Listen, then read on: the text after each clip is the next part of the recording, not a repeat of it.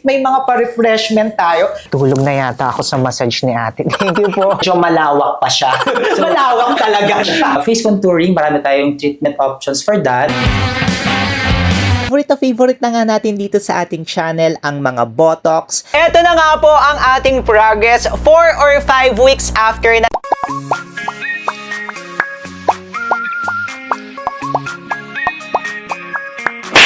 Hi mga kamukha!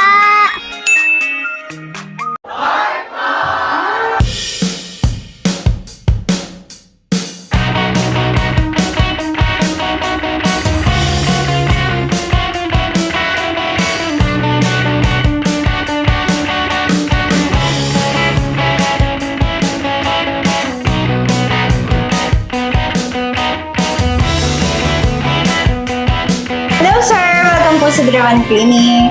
Hi mga kamukha! Andito na nga po tayo ngayon sa Drevan Clinic at masasabi ko talaga na high-end dito para talaga kayong pumunta sa BGC sa Makati. Pero ito, nandito lamang siya sa Cavite. So itutur ko na rin kayo dyan maya-maya mga kamukha. At kung makikita nyo talaga high-end yung facilities nila, talagang pinaghandaan. At ay, wow naman to, mga kamukha. May pag-gift tayo dito at may mga pa-refreshment tayo. Hi kay Kuya!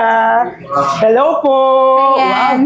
So, lahat ng mga clients namin, binibigyan talaga natin. Oh, may So, mga dito food tayo, talaga. sir. Sige po, tara. Para ma-start mo na siya. May mga cookies. Meron din po tayong fruits. Wow! And Yes, also may syempre. tea. Yes, Wow, may syempre. tea. Para habang nasa treatment ka, hindi ka naman, syempre, sumasakit ang tiyan mo. Oo, hindi ka gutom, no? Yeah. Grabe. Dito pa lang talaga, nare-relax na ako. Parang gusto ko nang umuwi, gusto ko na matulog dito. Wait, there's more. Oh, there's more! So, ito na yung exciting part. Wow! Ano naman Okay. exciting part, So, ma'am? papasok na tayo doon. Ay, wait lang. Nag-exciting part na tayo. Hindi pa tayo nagpapakilala, ma'am. Ano ba ang name niyo, di ba? Ayun, actually, I'm Pam. Ako po yung clinic manager Wow. ng Drevan Clinic. So, ayun, si Sir, gagawin na natin yung Wow, best ito natin. na. Ito na ang exciting part. So, ano na po? Yung katulad sinabi niyo kanina, mag-roam na tayo. Pasok na tayo sa treatment area para magro-robe ka na doon. Ayan. I-cleanse na rin yung face mo. Wow. And then may massage Tsaka tayo. kung makikita nyo, oh, napakaganda ng clinic nila. Oh. Correct. Ayan, Diba? let's go. This is the consultation room. Dito natin ginagawa yung consultation with Doc Evan. Ito naman ang laser room. We have Pico, CO2, HIFU. So, lahat ng mga non-invasive dito natin ginagawa. Pati Botox, fillers. Dito na ang treatment area for the facial. Hello sir, good afternoon. Welcome to Drevan Clinic.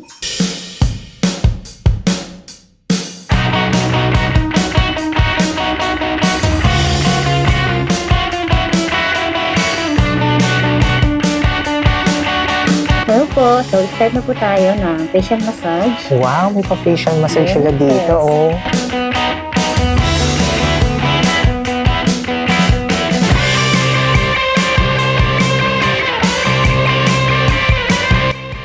Grabe, nakatulog na yata ako sa massage ni ate. Thank you po. Ano bang next natin na gagawin ngayon? So, after po ng facial massage, then consultation na po tayo kay Doc Evan. Consultation, sige po. Ano ba yung goal mo sa face mo? Kasi napapansin ko po talaga, Doc, ay medyo malaki pa rin yung face ko. Medyo malawak pa siya. Malawak talaga siya.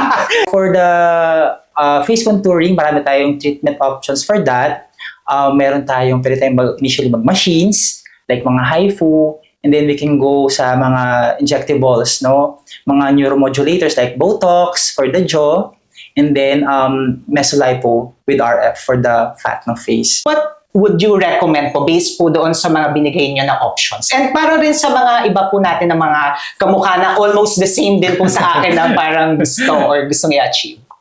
Siguro I suggest Jotox para mas slimmer yung face. Kasi yung back kasi ng face, usually muscle yan masseter muscle. So, kailangan siya relax para mas umimpis. Pero syempre, depende kung medyo mataba yung cheeks, kung puro fats, hindi ma-address ng Botox. Usually ginagawa din mesolipo with RF. Ano po yung difference ng Jotox or Botox sa Mesolipo? Kasi yan din po yung usually na nakikita ko sa mga search, no? Ano po yung difference nila? Botox is a neuromodulator. So, nirelax yung muscles. More on muscle in target. Whereas yung mesolipo, dissolve ng fat, for fat dissolving.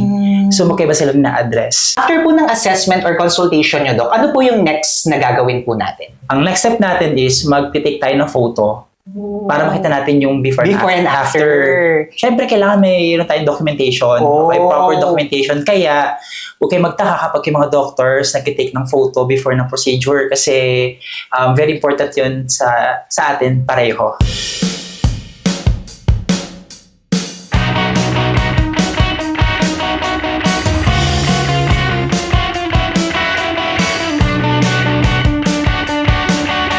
Ang gagawin natin is skin booster with Celtermipure. Bale, combination siya ng hyaluronic acid with vitamins.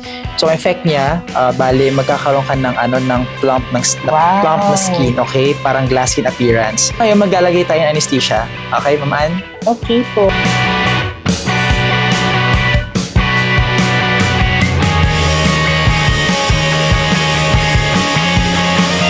This is it na mga kamukha. Ito na yung procedure natin. At kasama ko ngayon si Drevan. Oh, may mga pa-Drevan sila dito. Ibig sabihin, medyo yata ang mga gagawin natin.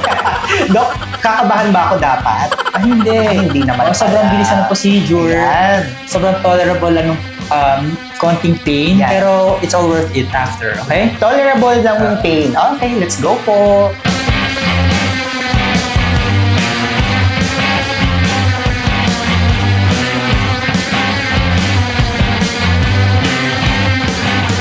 Sir Lawrence, tapos na po tayo sa skin booster Oh, ang natin. bilis lang niya mga kamukha. Parang mga 10 minutes lang po natin nagawa sa akin. Oo. Pag mataas yung pain tolerance mo, may mafe-feel ka lang.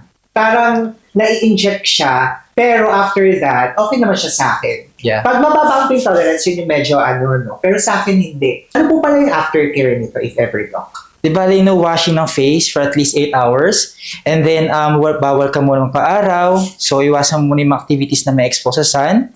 And then, always wear sunscreen. Pwede ka mag-add ng moisturizer. Pero wala mo ng actives like retinols, vitamin C, niacinamide, mga at least 48 hours after the procedure. Ito po, Doc, para saan po siya, no? Or ano yung difference niya sa other mask? And ano yung hina-highlight talaga ni mask na ito? Actually, ang tawag dyan is the intensive aftercare mask. Ang ginagawa niyan, ayan talaga yung mask na ginagamit after the procedure para malesen yung redness, yung blemishes brought nung ating procedure kanina. Kung doon, minamoisturize din niya yung skin natin. Wow. Ang next na ginawa na nga namin ni Doc, ang highlight ng pagpunta natin sa kanilang clinic, ang Jotox! Favorite na nga natin dito sa ating channel ang mga Botox. Ginagawa ko po yan sa may crow's feet ko at saka sa forehead. Pero this is my first time na gawin ito sa aking jaw. At sinasabi nga po na maganda ang Jotox para mas lumiit, mas contoured ang ating mukha. At ang kagandahan nito kasi po si Sir Lawrence ay may TMJ. At nakakatulong nga rin daw po ang Botox at ito nga kung tinatawag natin na Jotox para sa ating TMJ. Feel mo yan after 3 to 4 weeks. Since muscle yung nirelax niya and malaking muscle to, hindi agad-agad siya makikita alike ng mga Botox sa forehead. Okay? So, mas medyo matagal siya. Tayo nga po yung nagbabalik! Taas ng energy, no? Eto na nga po ang ating progress 4 or 5 weeks after ng ating skin booster and also ng Jotox procedure na pinagawa nga po natin sa The Drevan Clinic. Let's go first siguro sa The Clinic itself. Para sa clinic, wala akong masabi, hands down, very high-end. Pero ito nga po ay nasa Cavite lamang. Kaya kung kayo ay taga-South, no need na para pumunta sa atin sa BGC, sa mga Makati. Ito talagang quality. Makikita nyo talaga na high-end pati yung mga machines na ginagamit nila. Second one is yung doctor. Doctor talaga yung gumagawa kasi meron nga pong mga clinics dito sa Cavite pero hindi doctor yung gumagawa. Of course, doon dapat tayo sa sigurado, sa mga safe tayo at saka may babalikan tayo in case na kung ano man ang mangyari. Para sa mga staff naman, very caring sila, accommodating and professional. professional. Alam na alam talaga nila yung kanilang mga ginagawa. Okay, let's go first siguro sa skin booster na procedure. For the skin booster procedure, I was not expecting na after 1 week, ang ganda talaga nung naging skin ko. For the effect niya, nag-plump yung skin ko kasi I have combination skin type nga po. Yung T-zone area ko, oily po yan, while yung aking cheek area, nasa normal, pero minsan nagda-dry talaga siya. At napansin ko nga po doon sa skin booster procedure, ay talagang nag-plump, naging hydrated, and moisturized yung aking skin. Yun nga lang po, may downtime talaga siya. Yung downtime niya is parang mga 3 to 4 days or 3 to 5 days na makakakita talaga kayo ng parang mga butleg-butleg bumps siya na pinag-injectan ng hyaluronic acid. Then ito na nga po yung highlight natin, yung ating Jotox! Tuwang-tuwa talaga ako doon sa naging effect ng Jotox. Actually, 1 week after the Jotox procedure, nakakita na agad ako ng improvement.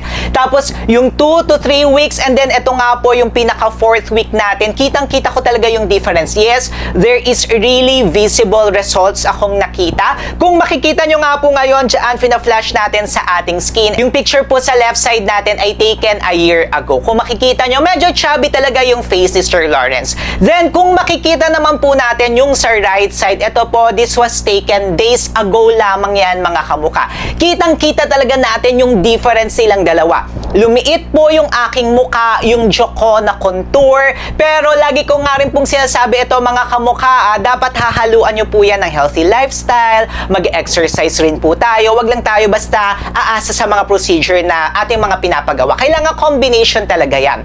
At ito pa mga pictures na ipapakita rin po natin, very contoured talaga yung aking jaw.